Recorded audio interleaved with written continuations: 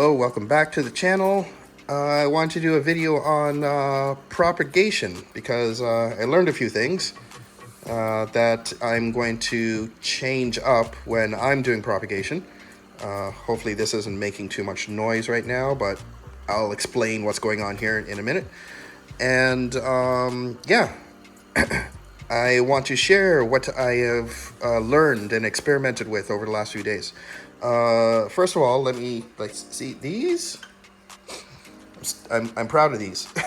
These are the peppers. I did a last harvest about a week ago. I did a video short on the channel about it, and I got a whole bunch of peppers.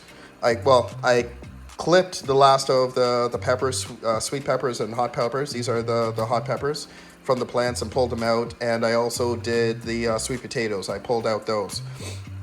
But I'm kind of proud of these. These are the first peppers that I have grown that actually have turned the color they're supposed to when you plant them. So everyone knows that we did it late this year. So if I can get in the ground by April next year, should have a lot more of these, and they should be a lot more of the colors they're supposed to be. So these were the West Indian Scotch bonnet ones. These are the ones I got from my aunt. She sent me seeds from Jamaica. So very proud of those. These are the Hungarian wax. This is the first time I've got them to change color, and they came out really, really well.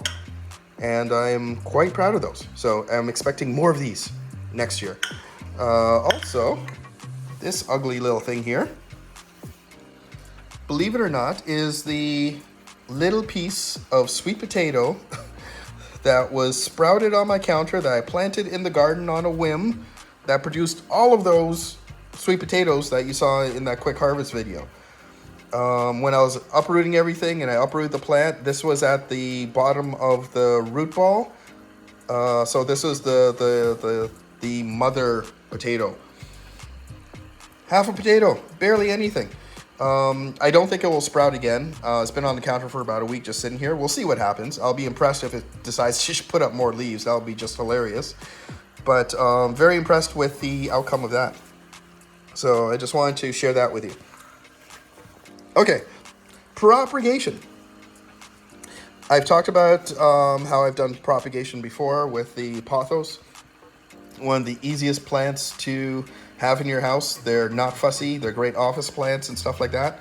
And I usually just clip the nodes, as I explained before, put it in water, let it sit someplace on a counter someplace for a number of weeks until it develops roots, and you can plant it. So as I was wandering through YouTube and stuff, I found bunch of different ways that people say that you can increase the speed of developing roots. So I decided to run an experiment. So the 3 different ways to increase root growth in the propagation is by having it sit in fertilized water, low concentrations, not high concentrations, but low concentrations of fertilized water. And you want to use a fertilizer that's equally balanced. So 20-20-20, 16-16-16, 6-6-6 if you can get it. Whatever it is, equally balanced. And whatever the fertilizer says to use, break that down to like a quarter or maybe half of what they say. And use that water. So put your clippings in the fertilized water. I heard that's supposed to, from what I saw, supposed to speed up the root growth. The second thing that I saw was having it on a heat mat. So instead of just having it on in a windowsill or on a counter or on a shelf someplace, actually providing constant heat to your clippings in the water while you're waiting for the roots to grow will speed up the root growth. And the third thing that I heard about is this.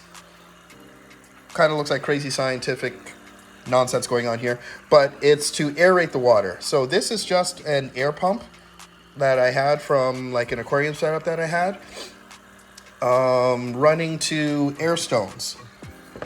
That's what that bluish gray thing is down there. And it aerates the water. So having your clippings sit in the aerated water introduces, the air stone introduces oxygen into the water. Plants like oxygen. It's one of the pillars of growth, and that will stimulate the roots to grow faster. So the air pump I have is a little bit fancier. It has 2 lines, so it allows me to do 2 things at once. But any air pump and any air stone will work.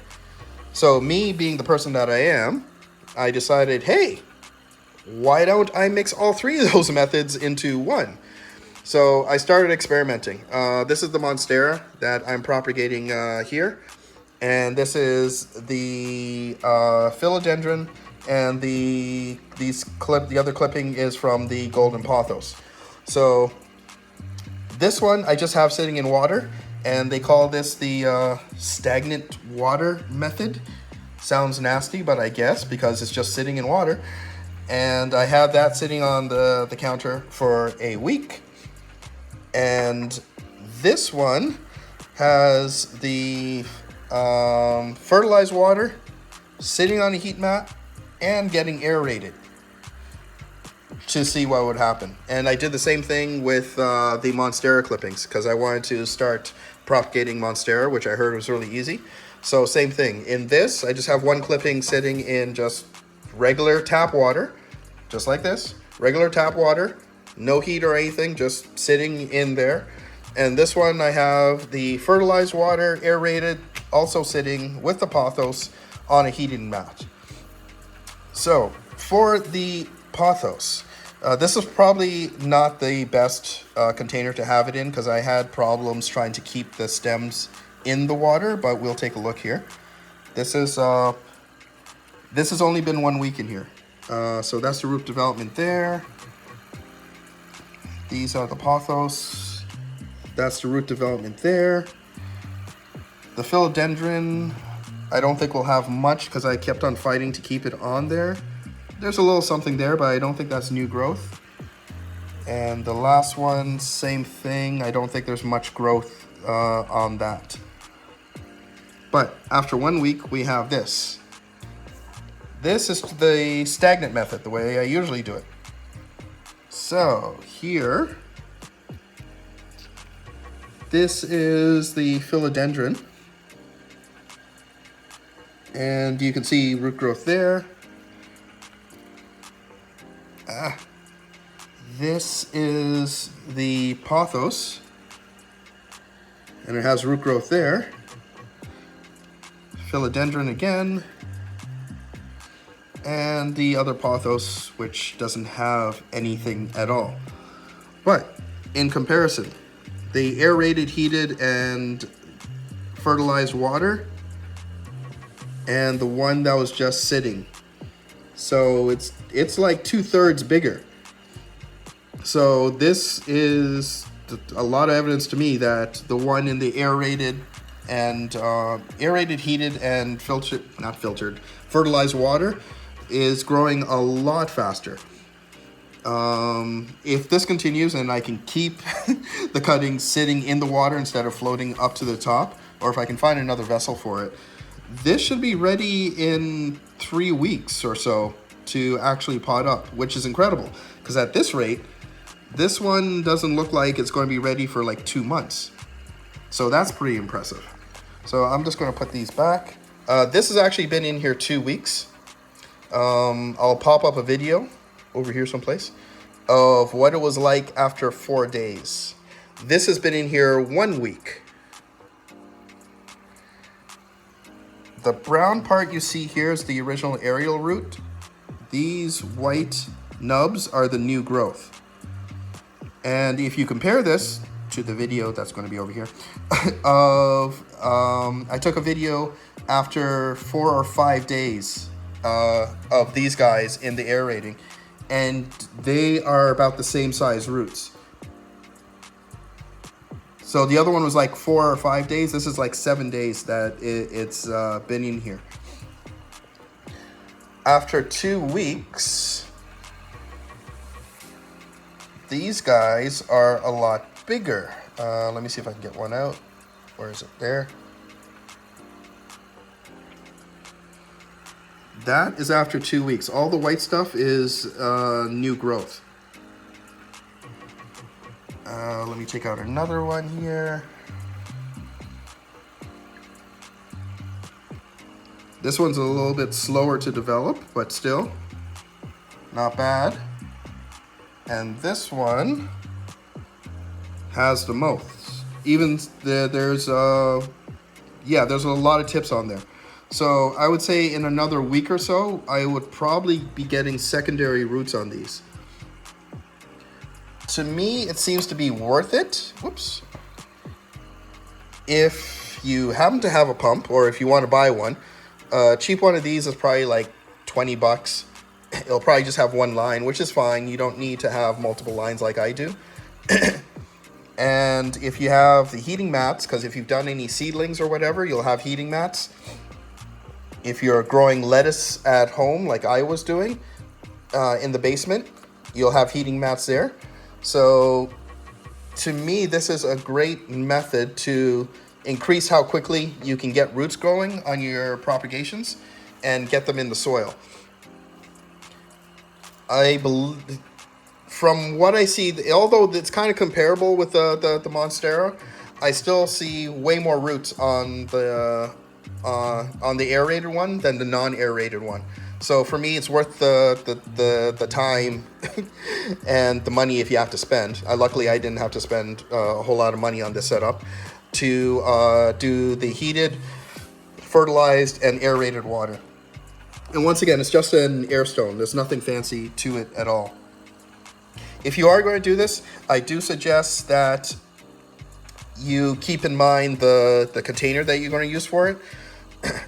I got these at the dollar store. They're see-through because they're glass and it's kind of pretty. But if you have these in a place, like say for example, if you have them under the grow lights, you don't need to have them under grow lights, but if you have them under grow lights or in a window that has direct sunlight, you're going to get algae buildup in here like crazy. I have mine in a north-facing window with the original Monstera over there, so it doesn't get direct sunlight, and that's why it's been clear. So keep that in mind. You can do the same process in an opaque or metal container. As long as it's heated, fertilized, and aerated, you should get the quick root growth. Also keep in mind the level of the water. I have not been changing out, because that's something else that I see a lot online. People talking about changing out the water once a week. I haven't been doing that.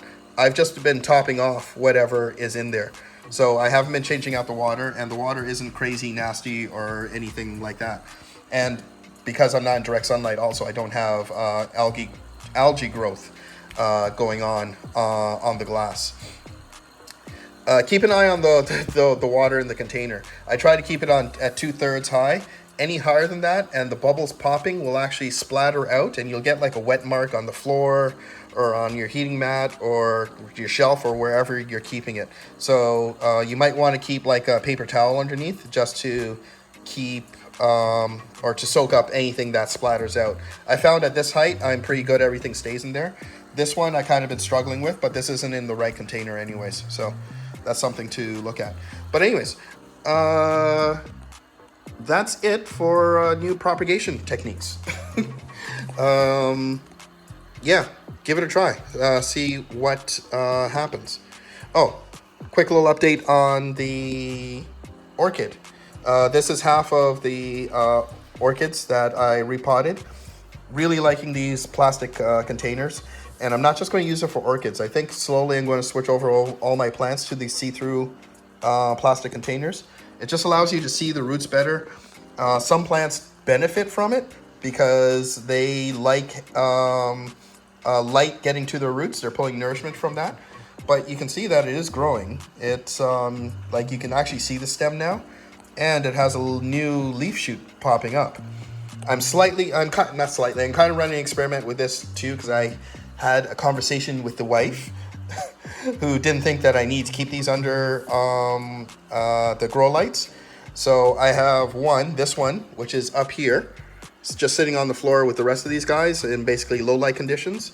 And I have another one under the grow lights in the basement, just with, what is it, 16? Yes, 16 hours of daylight, and the rest of the time it's off.